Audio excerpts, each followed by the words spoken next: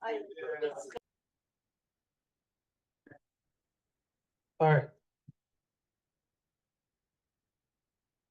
So, welcome. My name is Brandon. I'm the campaign outreach coordinator for Cole Davis.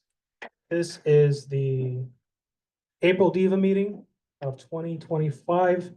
Next one will be June 11th, somewhere in the Wild Horse vicinity as part of our Climate Ready Neighborhoods program. We can talk more about that later. I don't know if anyone else wants to introduce themselves. We have a couple great organizations here that are working on making our community more resilient and easier to commute around. Those being Spin, thank you for being here. And we have the great people from Yolo Commute as well.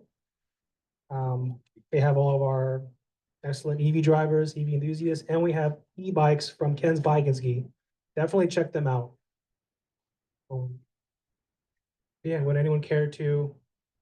Should we introduce ourselves? Yeah, introduce themselves. Your name, where you're from, and what kind of car you have, or if you're EV curious, what kind of car you're looking at. Or bicycle, for that matter. But you want to pass the like that?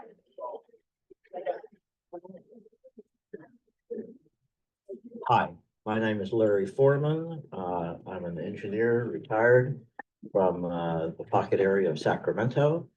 I'm interested in an EV because I would like to build one.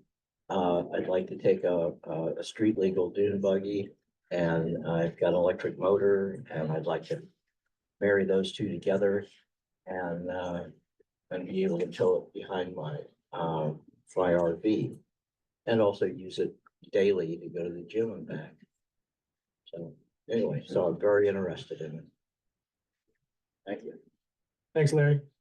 Anyone here knows how to build an EV? Well, now's the time to speak up. I think that maybe Ash online might be one of the things you can. Oh, that's true. That's true.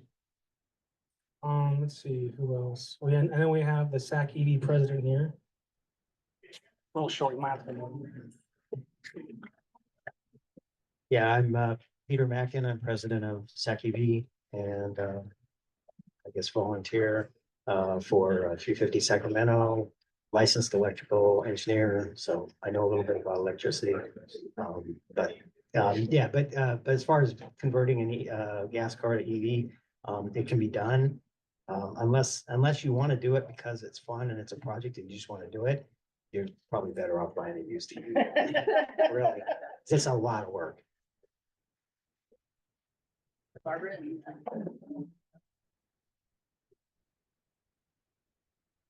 Robert's not really mute, but he always hands me the microphone. Do you want to show him? Say,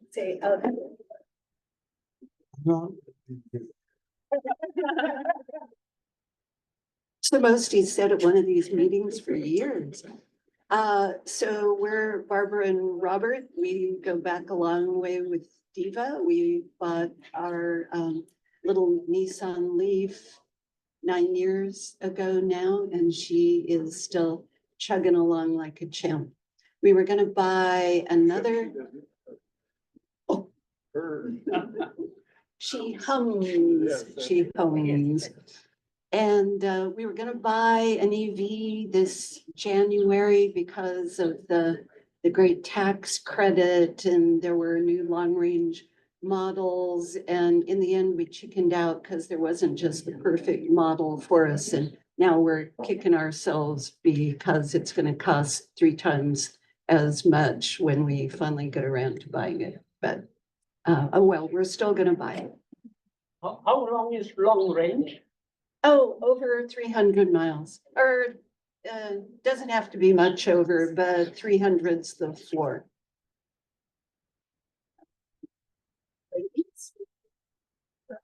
Oh.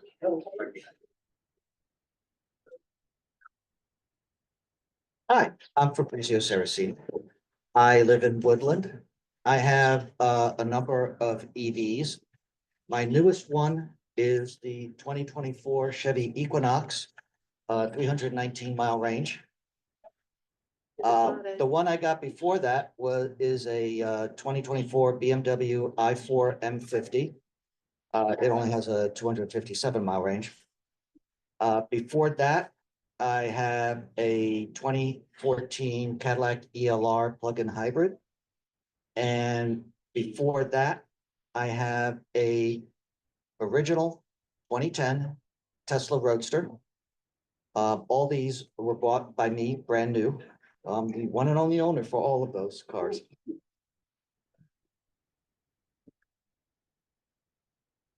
Hello, my name is Annabelle. I am an intern with Cool Davis and I currently drive a Prius hybrid, but would be interested in an electrical vehicle for sure. Hi everyone, I'm Alex Weisenberg. I'm a fellow with Cool Davis. Don't have an EV yet, but interested in buying, so in the future. Hi, my name is Maddie Davis. I'm also an AmeriCorps fellow at Cool Davis and I bike.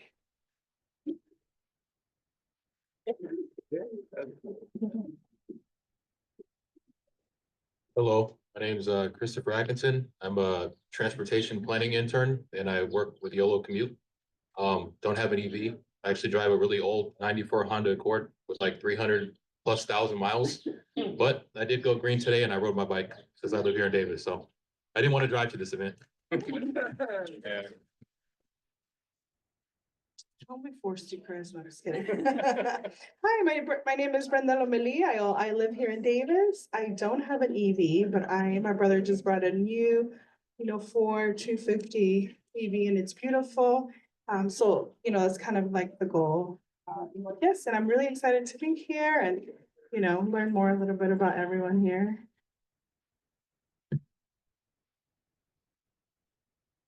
All right, anyone else? John?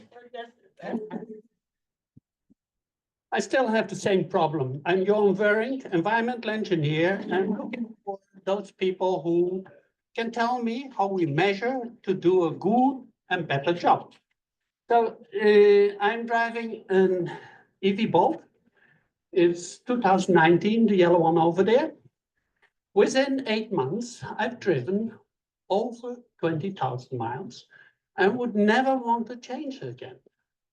It has not cost me many pennies yet because we have surplus in solar. I have a battery in the back of the car by which I could charge every day around 8 kilowatt-hour of electricity into the car. In wintertime, it will be a little bit more difficult to do so. But when I adjust the solar panels, I could even manage most of the time when it's not clouded to get 8 kilowatt-hour, or as the way I drive, it is more or less 8 times 5 is 40 miles that I can drive by it.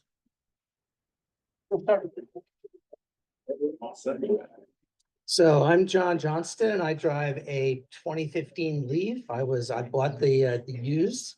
So I've been driving it for 7 years. I take it to Sacramento every day. Still get 75 miles on a charge.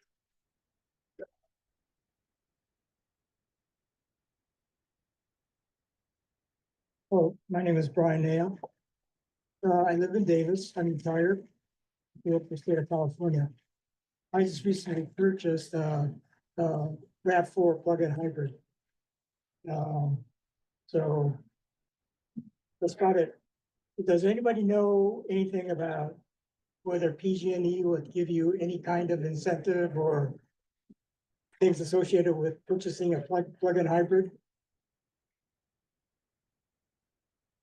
There are some, but there used to be.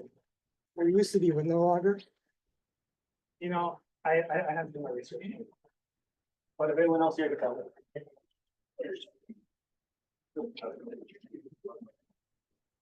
All right. So, next on the agenda will be our presentation from Yolo Commute.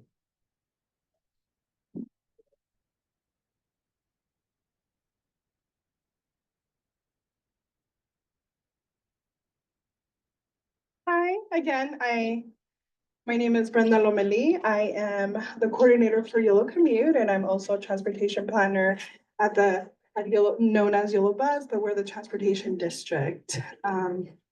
Really excited to be here.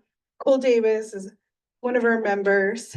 And when they reached out and said, hey, do you guys want to come out and table and kind of inform folks on what we do? I was kind of excited, to be honest with you. I live here. I've never heard about the DEVA, and it's nice to know that you guys have these events around Davis. So again, I work for Yolo Commute. I'm the coordinator here. Next slide. What is Yolo Commute? We are the transportation management, and that is what we are. Transportation demand management is what we do. And this is our mission. So basically the mission for Yolo Commute is to kind of change people's, from driving alone to kind of another way of transportation, either by biking, walking, public transit, other forms to get to work. Next slide. So meet our team. A lot of you folks probably know Brian Abinet. He is a director for Yolo Commute, but he is also the director for planning at Yolo TD. We have Christopher Atkinson. He's here with me. So if you have any additional questions after my presentation, he is more than happy to answer them for you. He's normally the guy that, writes our newsletters, and he's out in the community. And then we have Madison. She is not here today. However, she is our marketing and communications intern. So all the cool graphics that you will see with our flyers or our website or, Instagram, Facebook, she is the person, and she's amazing. She's not here, but please check us out. Next slide. And this is our existing members. So we have all these members through the county. And probably I should have said this. We're kind of like a Costco membership. So for you to be able to tap into our resources, you have to be a member. This is all our members that currently exist. They pay a fee every single year to be part of our members and to tap into our incentives. Next slide.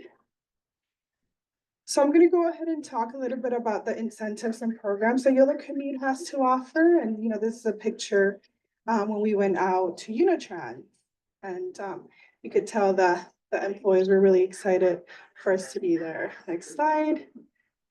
So May is Bike Month is here. I don't know a lot of you folks, if you guys bike around, May is Bike Month is here. So it's one of the biggest incentives here for Yolo Commute. So what that means is that folks, we open our list on April 1st. Our application period opens, and therefore our members are able to tap in, and you get $350 for an e-bike, but it has to be at a local bike shop, right? The goal was to maintain our local bike shops and business. So it's $350 for an e-bike, $250 for a traditional bike, and $150 for either accessories and or tune-ups. So therefore, this is a hot commodity that a lot of our members, tune in and really take advantage of it. So again, you have to be a member, and this is happening right now. So if you are a member of any other organizations that I showed previously, please take advantage of May is Bike Month. Next slide. So again, these are more incentives that we offer. So the guarantee ride home. So let's assume that you are brave enough and be like, you know what, I don't want to drive alone, and I want to have another mode of transportation, and I'm going to go ahead and bike to work or take public transit or what have you. We have the guarantee ride home program, which you have a sick child, you have an emergency or something that you have to get home, or you're carpooling, we pay you up to $50 for your ride up to 6 times a year. We also have the May is Bike Month, which I mentioned, and then we also have the e-bikes loan program. So we have a total of 6 bikes. A lot of folks are afraid or nervous to go to like bike shops and try new e-bikes and kind of get embarrassed of, I've never used an e-bike before. So our Yolo Commute has 6 bikes, and we loan them to our different member agencies, because what we want their employees to kind of understand how they work and kind of feel comfortable for them to purchase one. We've been having a waiting list for a couple, I don't know, a year, I would say, that we have our agencies that want to really tap into this. They keep them for 3 months. And, you see a whole bunch of employees just flying, going for their lunch, or, I know that we have, in West Sacramento, they go down the river during the lunch and stuff like that. So again, the e-bike loan program really encouraged folks to purchase e-bikes. And then also we have the Velotrick. We have partnered with Velotrick. It's just the name brand for an e-bike, and we partner with them, and you get 10% of any bike, even if they're on sale, or we have certain models that you could take advantage of and get rebates on. We also have the discount transit pass. Our passes for Yolo Buzz usually run around $100, and you get them at 50% discount. And then we also have our trip incentive program. Again, I mentioned that we want folks to change their driving alone habits to other modes of transportation, and we want to reward them. And next slide. Now I'll talk a little bit about the trip, just quickly. Just again, if you are driving alone and decide to take Yolo Bus to work or use the public transit, if you do 10 rides, you get up to $30. And if you do an additional 10 other rides, you get $50. So up to 3 different modes. If you decide to bike and that doesn't work for you, then if you want to use public transit, then you can switch. Or you could do your bicycle and then getting on the bus. And we will give you $30 for your first 10 trips. And then we'll give you $50 for your next 10 trips. We also partner with HNP Bikes. They're here in town on, I don't know what street they're on. It's one of these streets. And they're out here. We partner with them. And then also if you let them know that you're one of our members, you also do get a discount with their little mopeds that they have.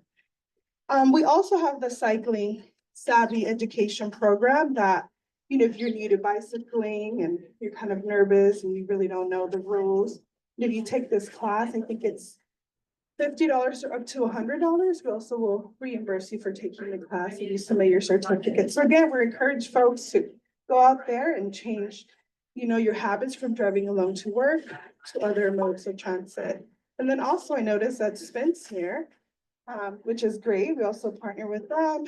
And also we want folks to take advantage of that. I think it's $20 a month or $60 a quarter, which is still a great deal. So it's really nice to see you guys here. And then also we have a new platform called NorCal Go.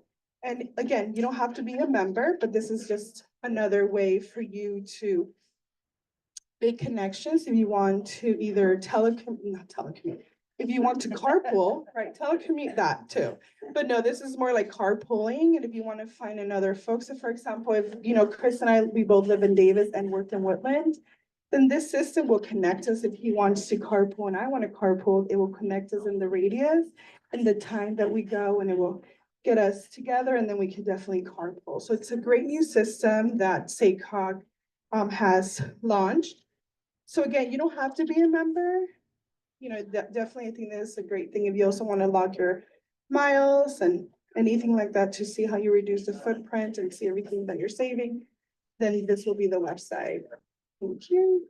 And then also just reward, you can earn rewards on NorCal Go. Everything now for a platform for Yolo Commute is going through NorCal Go. So we are encouraging our members to sign up for NorCal Go to get May's Bike Month incentive, and then kind of have access to our trip incentives as well, or trip or anything that they need.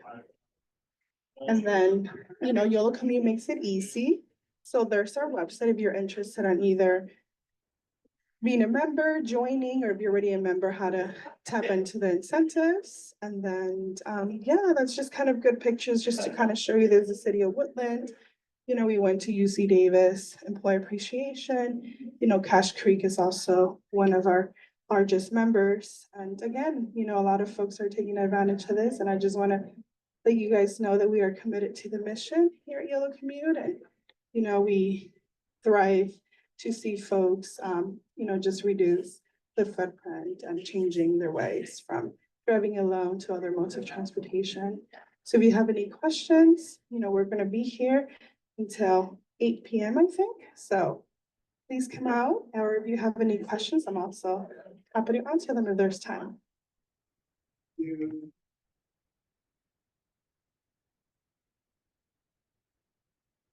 Thanks, Brenda.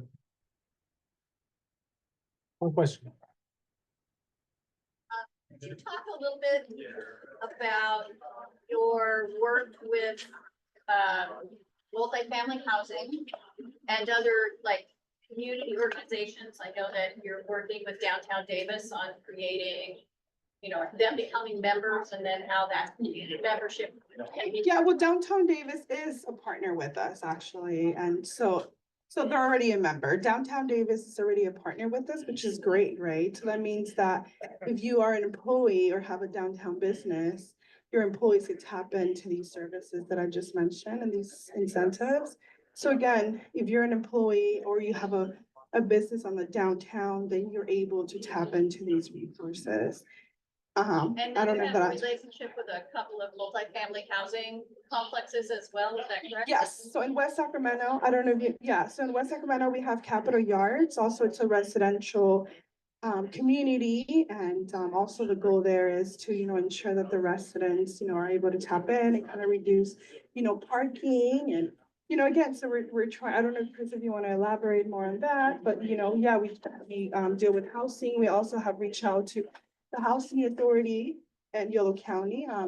They have a lot of, they have 431 units that are public housing. I know that they have some that are tax credit. I know they have senior housing. So that's another goal that we want them to, I know they have a lot of Section 8 voucher holders that again, they can tap into, and kind of help them reduce, VMT and, tap into these resources. So yes.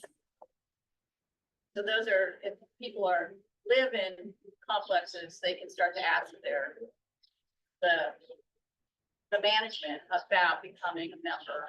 Correct. So like I said, Capitol Yards in West Sacramento, have you ever seen those very nice apartments? I don't know off what street exactly, but I know that, it's part of, every complex is, part of them reducing parking structure. They have to have a way to mitigate a VMT. So therefore they do want to partner with us because of that. Because again, we have the resources and other ways that folks can, instead of driving and building this huge, parking spaces, parking lots, therefore, there's other ways like the 50% discount for transit. That really helps a lot of folks out. So yes.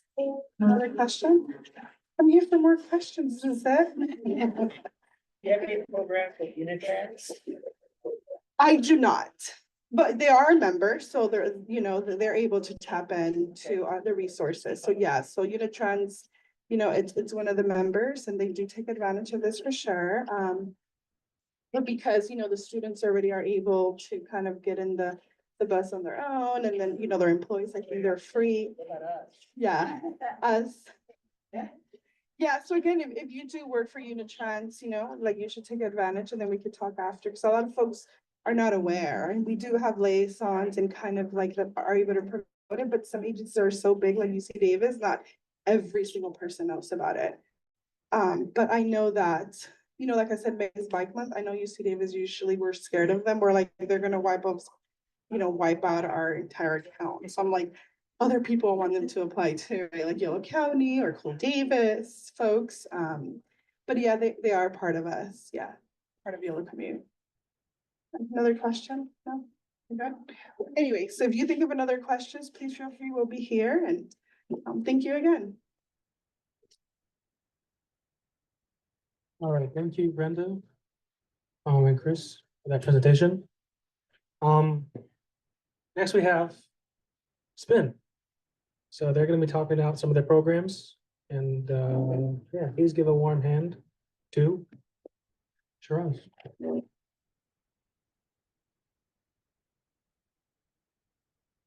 Hello, everyone. So thank you so much for inviting us to be here. We're very excited to be chatting with you a little bit more about Spin and how we represent Davis. I'm Shiraz Rosenthal. I'm our government partnerships manager with Spin. And I'm also here with Shane, right over there. He is our regional operations manager, and he'll be helping us run some test rides after the presentation. Slide. So I'll be talking a little bit about Spin. I'll talk a little bit about our technology, and I'll also talk about our approach to safety. And finally, give you some data and talk a little bit more about Spin in Davis. So firstly, our team, I did just introduce myself, but I did want to introduce other folks who are on our team. We have Kylie Floodman, who is our senior government partnerships manager working with our university. And we also have Jack Mobley, who is our market manager, and he works locally with the Davis team. So a little bit about us. We were founded in 2016, and we currently operate in over 90 cities and university campuses across the United States. Back in 2023, we were bought by a company called Bird, which is another shared micromobility vendor. And we brought kind of the best of both worlds between Spin and Bird. So Bird was more technologically focused, where Spin as a company is very university and partnerships focused, and having some of the best hardware in the shared micromobility markets. Something that's unique about the Davis market is it's part of our collection of university-centric cities. So we have about 30 or more of those with Spin, and UC Davis and Davis is one of those amazing partnerships that we have as a company. So just to talk a little bit about our values, and our approach is to work with cities and universities to best understand the needs of each individual place. So the great thing about shared micromobility is we have the ability to directly work with cities to figure out what works best for them and how to cater a program for the people there.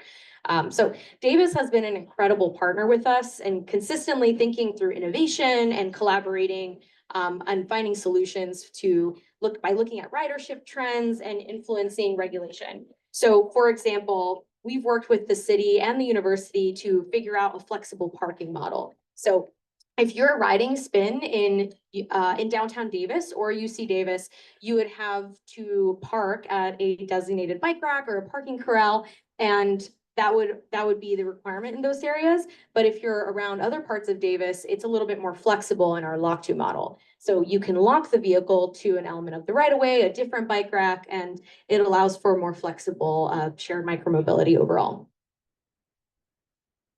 So our day-to-day operations, we're 100% local W-2 employees that help with the Davis team.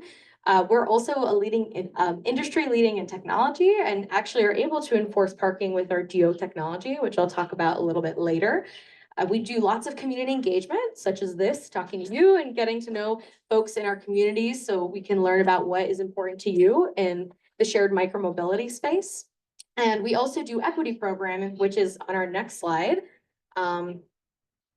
Next slide, yeah, our Spin Access program. So transportation is the key to a more equitable world, right? We want to get people connected to where they need to go. So the most vulnerable communities, usually in cities, are ones who may rely more heavily on alternative modes of transportation to get to where they need to go.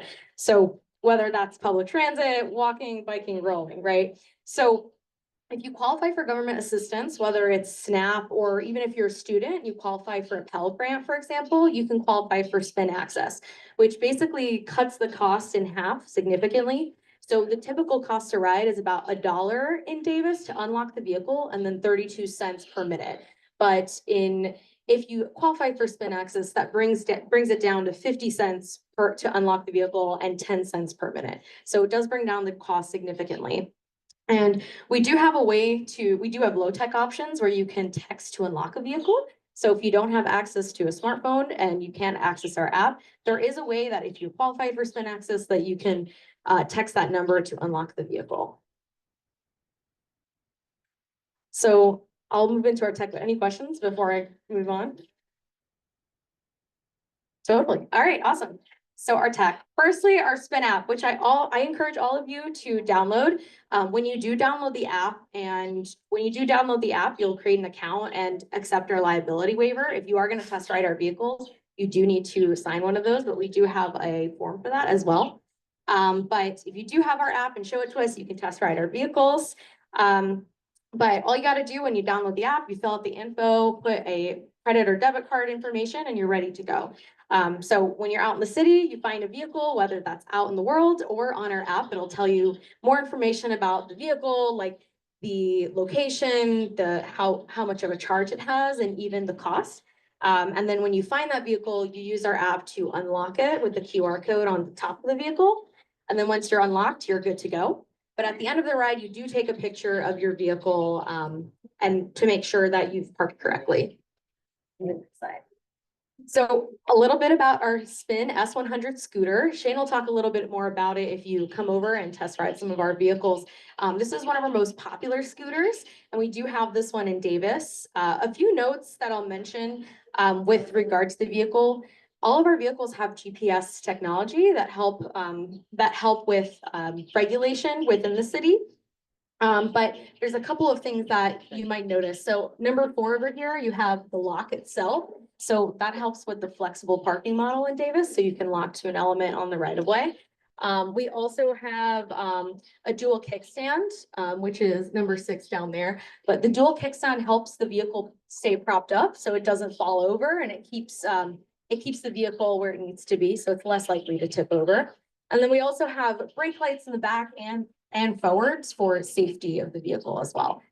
And then on our next slide, you'll see our e-bike, which has similar features to the scooter. One of the big differences I will mention, other than the fact that it's a bike and not a scooter, is that it does have a further range, up to 50 miles in range for the vehicle, with the same built-in GPS system, cable locks, and lights and headlights for safety reasons.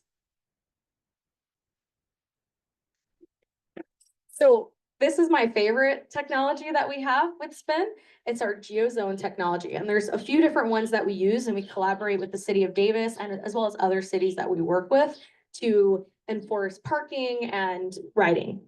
So firstly, we have our no ride zones. There's areas in the city that we're able to use our technology to mark those areas to make sure that folks aren't riding in those zones.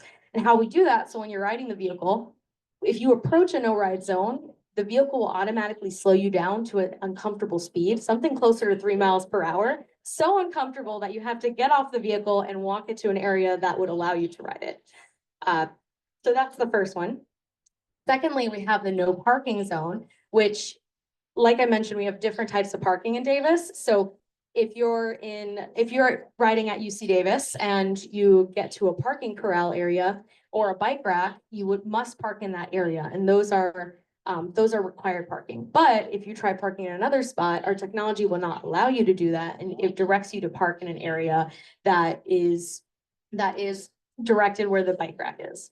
And then finally, slow zones. So if there's certain parts of the city where maybe the city works with us and says, hey, we don't want people riding really fast here, we can reduce the speed limit. So all of our vehicles are up to 15 miles per hour in Davis, and that's a regulation we have. But with slow zones, we can reduce the speed limit if needed in certain maybe residential areas or places that you might not want someone riding super fast.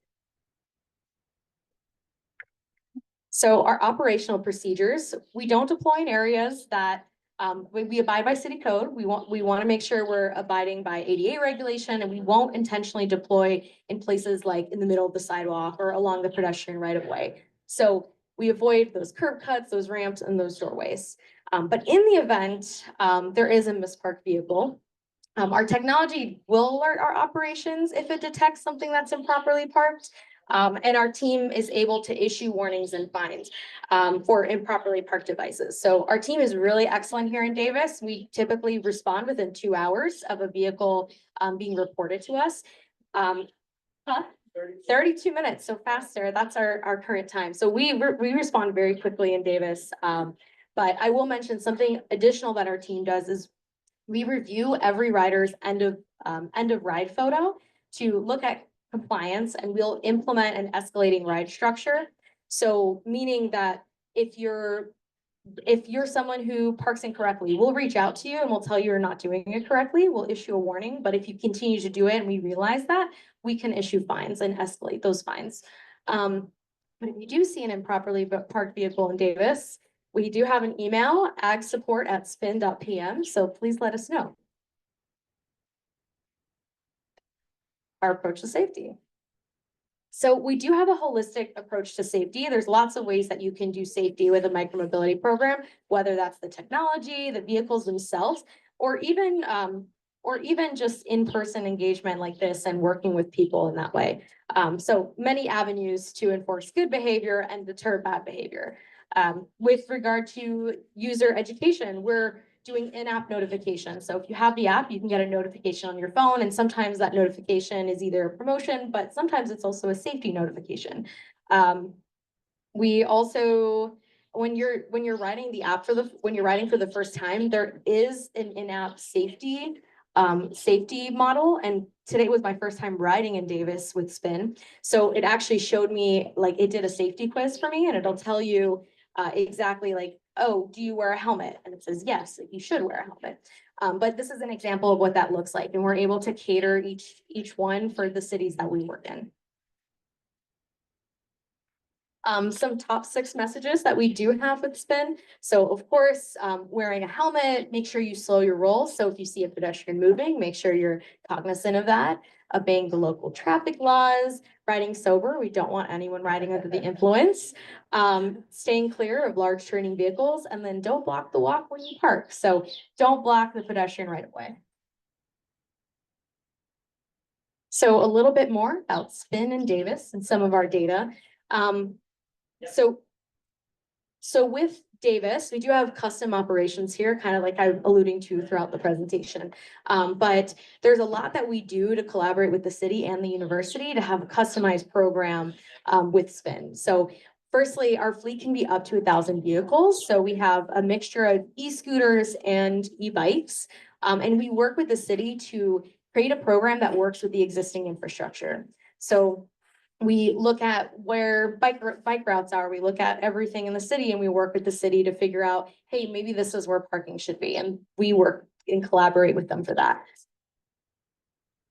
So some data, just between January through March of this year, we had over 64,000 rides. And this is like fewer rides than typical. This is kind of like slow season for us. But we do see increased ridership in Davis overall. There's lots of really amazing riders in Davis, and they keep riding Spin, which is great. We have 1.2 miles on average. That's the average trip length. We've saved over 10 metric tons in just 3 months. We've also had over 7,000 unique users in Davis in the past 3 months. And something that's really unique is that there's a person who's riding in Davis with Spin is riding over 9 times per month, which is well above average. Usually someone who's riding with us is about 2 to 3 rides per month. So this is a really excellent statistic. Thank you. And then a couple of other fun facts. So 40% of all riders are riding frequent routes. So think about your commuter who's using Spin. 5% were first-time rides. 6% are rides connecting to transit, 30% are using coupon codes, 28% of all rides are taken using a ride pass. And then finally, we aim that 38% of rides were taken by locals versus 62% taken by tourists. I will mention with this particular statistic that we use zip codes to determine this, and there could be the case where there's UC Davis students, for example, who don't actually have a zip code in Davis and they are locals, right? So that statistic's a little bit, take with a grain of salt. And then finally, with community engagement, we do partner with the city, local organizations like Cool Davis and the Chamber to make a positive impact and share information about safety and promote our service. So we do pop-up notifications about maybe Aggie game days, and we'll do promotional codes and engagement. So there's a couple of things that we do to make sure we're working with the community and the city overall. And with that, I thank you. Happy to take any questions. I don't know how much time we have, but yeah. Oh my, hi, I saw your hand first. So which vehicle is more popular? So our e-scooters tend to be more popular. So surprisingly, even in Davis, our e-scooters tend to be more popular than our e-bikes. I think you had a question. How and when do they get charged? So our operations teams, they regularly look around the city for vehicles, but our technology will also alert us if a vehicle is low on charge. So our operations team is able to go and grab those vehicles. We have local warehouse, since we're an fully in-house team, we have our own warehouse that we charge the vehicles and then bring them back out. Where did you get the 10.8 metric tons of CO2 figure? And are you able to tell the reduction in vehicle miles traveled overall due to spin specifically? Yeah, so we do have our own systems. Truthfully, I don't know what the actual mathematic calculation is for that. But with regard to VMT, I think is that something that we are able to calculate? It is, but I don't have that specific statistic for Davis off the top of my head. I'll piggyback on that, because that 10 metric ton of CO2 is not a whole lot. Yeah. And I think the benefits of doing something like this is basically every time you see somebody on a scooter or a regular bike, private bike, that's somebody not in a car. Mhm. And making traffic that you're part of works, right? So I think there's even better ways to sell it than this metric ton of CO2, just the same as like 1 gallon to the right? That's not the most very thing. What I was impressed by is how well your geofencing works. Mhm. And there's 2 questions here. One of them, I have lots of pictures of folks who have left their vehicle around the bike corner, have gone into people don't think about this. So it sounds like it's possible to eliminate or refine where you leave your vehicles. Mhm.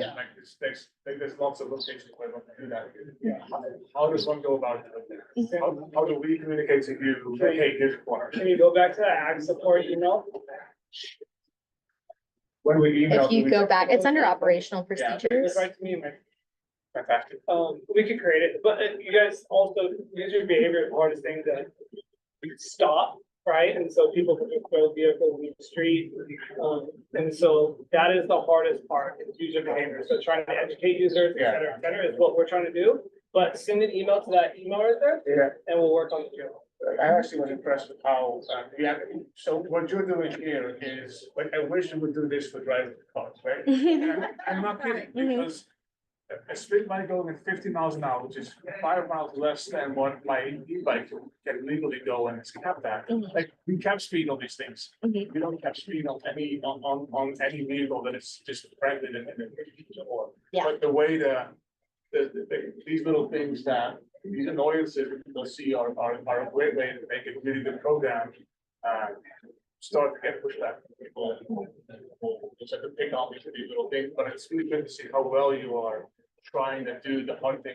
Yeah, and that's why we'll come out and talk to the community all the time. Yeah. We'll listen to the community all the time. That email literally goes to my email, goes to my Slack channel. Same. My whole team sees it, she sees it, everybody sees it. So it's a direct line Everyone. support. Okay. One more question, if I may. Will you share in aggregate the speed, both aggregate, both average and peak? Because there's this pervasive comment that all these e-bikes go too fast, all these scooters go so fast, and you have them. So you probably have data to really dispel that argument. With our speed, I know so most of our cities and even in Davis specifically, the max is 15 miles per hour, right? So, They go way too fast. yeah. The data will show that that's not possible. Oh, so, yeah, I get what you're saying. Yeah. We want to see like raw data of how fast our vehicles go. Oh, okay. Well, yeah, totally. Thank you. Some nice graph. A graph showing the speeds. Yeah. Sure. If you're on a path going to all of the reasons around Davis, right? And you have somebody kind of on a scooter and they go tell you what drive the right and you're walking. They're going fast and they may be only going 15, but if they hit you at 15, it's killing you, right? And you have to put that, the speed, and then put that in location. So I'm sure. So the speed is always going to have to be driver be responsible. But on top of that, for these ones, we And have they're to late put to class, so they're gonna go. That's the unique thing about shared micromobility. We have the ability to regulate, whereas like with cities, like, they can do city code, but it's enforced in other ways. So like police department is supposed to enforce other things too. First of all, I think it's a great thing of providing micromobility. I've been to a lot of people, part of the item of the solution. in fact, climate change. Mhm. But, I always like to push people on the street. Two things. First, you pick up the bicycle or the scooter, take it to your, center. Oh, You do not do that. we only bring back vehicles and that's damaged. So these vehicles have batteries in them, multiple batteries. So Okay. right here is a battery. It's not giving you a lock the latch and it comes with battery, and then on the scooters where you stand on it is a latch and there's batteries inside them. And it's just, So you're changing the battery. Okay, and so you, where is your center located in relationship to that foundation? what's that? West side, okay. And then the second, I guess, question, what kind of vehicles are you using to transport the batteries back and forth? We used to use EV, no more though. We used to use EVs, we sold the fleet of EVs, we have EV, vans, good, we sold the fleet. We use gas vans now, in Davis, we do have a EV cargo bike. We will be rolling out on campus. Cargo bike with battery. Could you tell me why you walked away from the electric van? I personally can't, it wasn't my decision, and I'm not sure why we sold the fleet, but we sold a lot. San Francisco, we had like 8 of them, here we had 2 of them, I don't know why. So, I learned you're not a problem maker, but that's going again, the idea of reducing the carbon footprint. And I will admit that I'm a sinner because I drive monsters right here. It's better to go with a maximum mobility. Yeah, one time, I had a driver, they drove from San Francisco all the way here, they didn't make it. In the van. They made it and broke down and was they tried to find the charging station, wasn't able to, and one of those key points of trying to teach somebody how to find the charging stations when they didn't do it first was pretty hard when we were first onboarding our drivers. A lot of people didn't get it. We had EV Go gas cards or the charging cards. It was a hard learning curve for a lot. That's not the reason why we sold it though. I'm not sure. It's a common problem, first, that's the way for ready people. Because they try to mark train their own people, how to educate the drivers, and the drivers, being. Yeah. Thank you for this. Any other questions? So I was trying to picture myself on one of the e-scooters, because they really look fun. Probably not the best kind of thing, safety health-wise for a senior citizen to do. So I wondered if you know anything about other than zip code, the demographics of people who use your products. Yeah, totally. So I can't say what the exact demographic is for Davis, but typically our average rider is in their mid-30s. So that's kind of like the average age. So it's relatively young, but That's actually a little older than I thought. yeah. Huh? I'm that age. Yeah. Oh, and I had one more completely frivolous question. Sure. I'm dying to know what's in a no ride zone that you don't want people to ride through. So for no ride zones, typically these are high pedestrian areas. So if there's an area where we see lots of pedestrian activity and we don't want vehicles passing through there, then we're able to implement a no ride zone. Sometimes there's regulation too, and this is something you work with like cities for, where public parks might not necessarily want micromobility, even though bikes, like regular pedal bikes, are allowed. But sometimes public parks are also places that might be considered a no ride zone. See, I was picturing more gambling dens and brothels, stuff like this, but yeah, well, yeah. Where I live. Are there any no ride zones in Davis? A lot. Yeah, I think so. I can't speak to any, you might be able to speak to it much better than I. There's a lot on the app. There's like 40. So, the loop goes through a lot of parks. Are you allowed to ride Yeah, loop? we're allowed to. So I'll make a comment here, maybe to get people thinking, my parents are I'm Dutch. My parents, can get anywhere and everywhere because they have a bike. And actually, we're gonna be entering an age where people you might not wanna have. You might be more limited if you are relying solely on vehicle. People in large parts of Europe are able to get out much more and much more readily because they are able to bike, whether it's a bike or a spin or an e-bike, whatever. Because the streets are divided. So that's kind of the bigger issue. I have a question for you or your colleague. If you're a high school kid, you're 16 or 17, can you rent one? No, so you do have to be at least 18 years old to ride our vehicles. Okay, so you can drive a car at 16, but not a scooter at 18. How do we change that? So at least for Spin, since we are a private company, you know, a lot of the reason why we don't allow for anyone under 18 to ride is it's just liability concerns. With regard to like private micromobility vehicles, I used to work as a micromobility planner, so I would say a lot of that has to do with city code and working with the cities for to figure out what that policy is. So I understand on the city, and this is not like at this area why cigarettes are still being driven to school rather than. Yeah. So let's bring this up to the city and see if we can carve out an exception.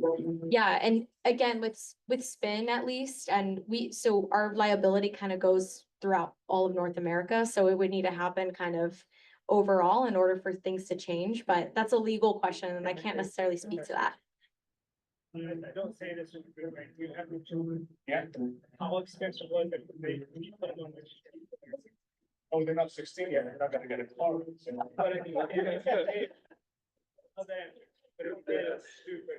So I have all my kids on a bike insurance for half the cost of what all of you pay for a car insurance. So sure, there is a liability, and if you expand use rate, and maybe you do the same thing with an e-scooter that you do with a young driver. Maybe there is a lot that cost you pay, and maybe the city even say, you know what, we are motivated to get more kids out of cars and on big bikes, and we find a way to figure out if that actually is a real risk there. In the meantime, let's find a way to cover the liability for this, to see if this actually is a real concern, or if it's the standard, you know what, still 18. Because it's like, if we really want to be transformative here, let's just make sure that we can get kids who right now are in cars, and that might also much more so than a kid. Let's get them. Let's figure out. Let's move the barrier for everyone. I know high school teachers who are complaining about this, so there's definitely that. Maybe find some people and see if you can do it. And Spain should be able to deal with whatever limited exposure. Liability. It should not be part. And I don't think.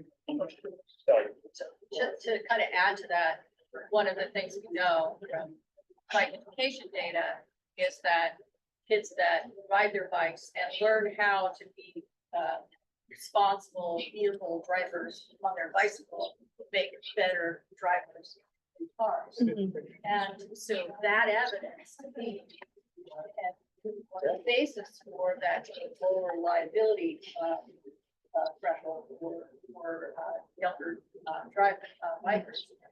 But also that you know, dovetail this with our bike education, making sure that kids and their parents understand how to get on the road and safe on the road. And not buying a car for your kid is gonna say, in maintenance and ownership. And maybe their wife.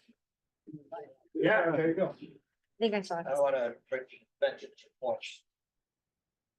The e-scooter, e-bikes, their speeds are much faster than a child ride by manual bicycle.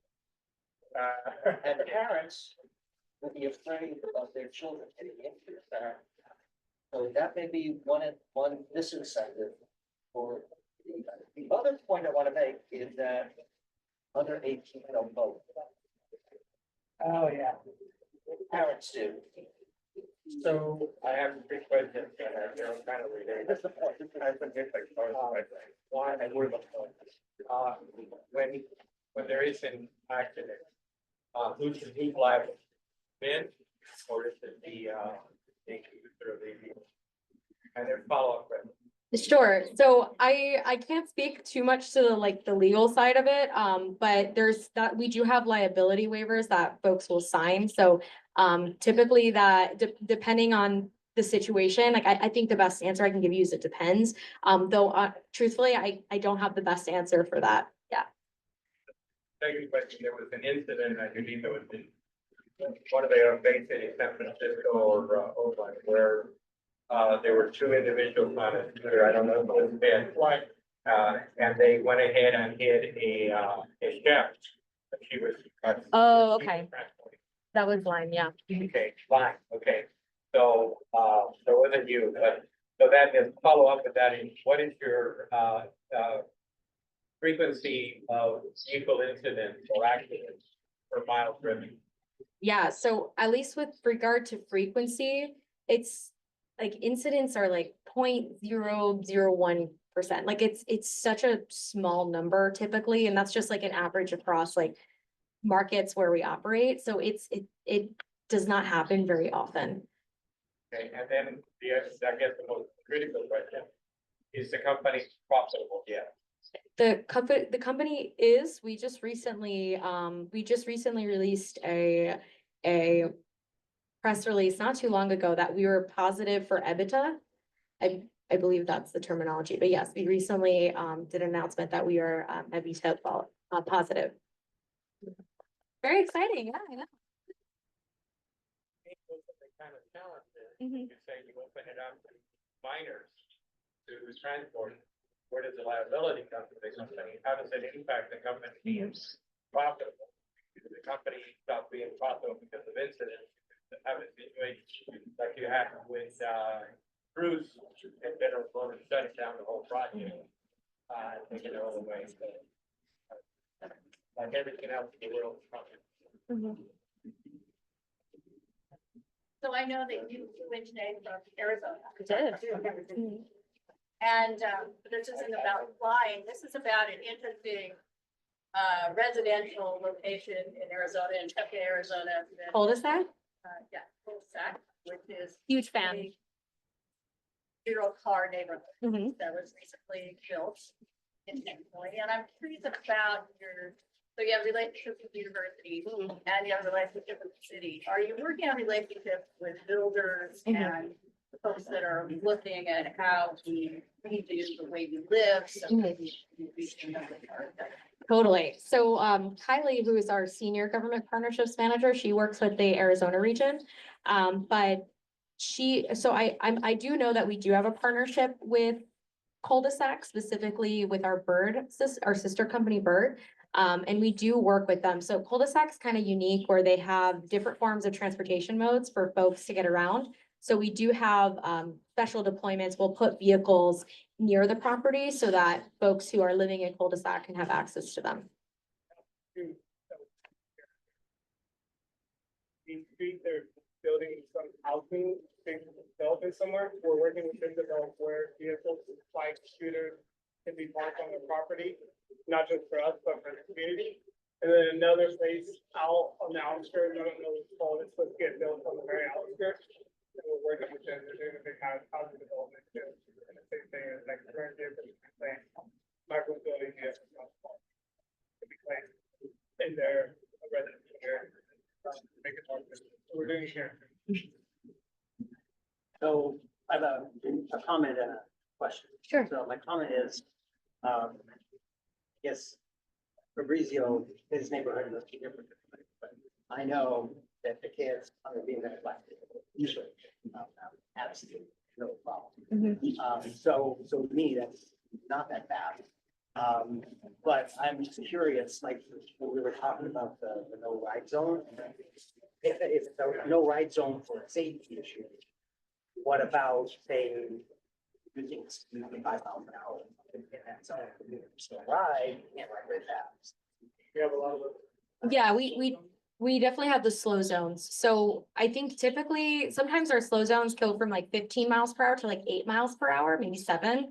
But sometimes we don't want to bring it too far low because then it really is an uncomfortable speed and it's hard to ride. And then it can also be a safety issue when the speed is too low. And if you're like riding in a road where there might be cars adjacent to you, it can be dangerous as well.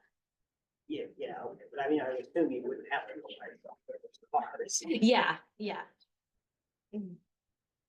Have you considered trikes? Trikes, those would be cool. I don't know. Not sure. I know that with the micromobility industry as it evolves, I think as the company will consider looking at what exists, but yeah, I'm not sure. Historically, I don't know. It's a really interesting question. We know that we've got some senior, many actually senior locations around the community, and some of them are at a distance from their closest bus stop. And so that kind of ability to get back would be because they're folks that they are not driving and they like to be able to take a bus, but they can't get to the bus stop. So they've been right like that. Over straight to whatever it is. Right. You know, Shane? No, We have- I'm honestly not sure.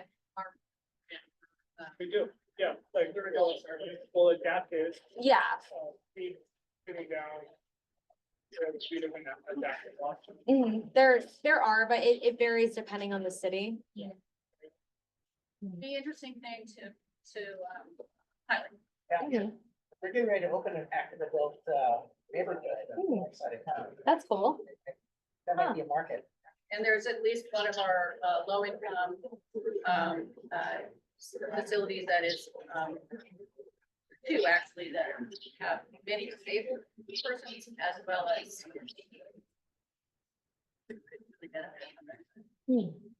Yes. Yeah.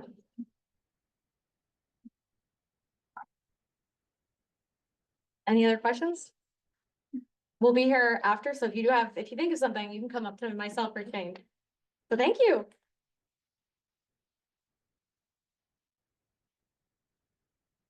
All right. Well, those are certainly informative presentations. So those are all the presentations for today. Please check out the resources from Yolo Commute. Please check out the scooters and bikes from Spin.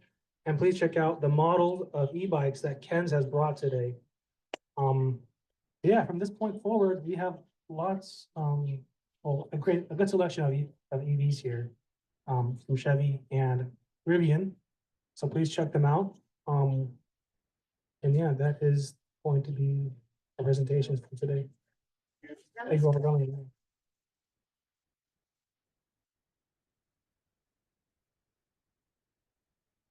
Yeah, please feel free to peruse.